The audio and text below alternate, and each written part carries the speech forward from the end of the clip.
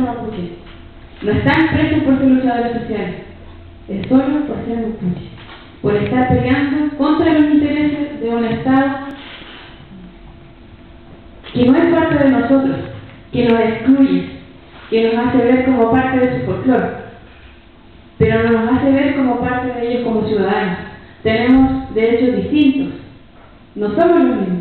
Cuando se nos ve en la prisión, en los juicios, no se ve bajo la presunción de la inocencia, sino simplemente bajo la presunción de la culpabilidad.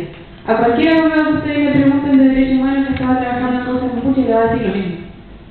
Siempre se piensa que el mapuche es culpable. Bajo esa premisa se trabaja. Tampoco tenemos los mismos derechos en los hospitales, no tenemos los mismos derechos en las escuelas. En ninguna parte tenemos los mismos derechos que los micas. Siempre somos tratados como ciudadanos de segunda clase. Y eso es porque nosotros no hemos sido capaces de levantar la voz y reclamar a tiempo lo que es nuestro derecho. Nosotros no vivimos en un lugar que no nos pertenece. Este territorio es nuestro. Nosotros somos los dueños del Guaymapu. Ellos son los invasores y nosotros tenemos la obligación de hacer que la gente respete eso. Somos el pueblo ancestral de este territorio, de la nación mapuche.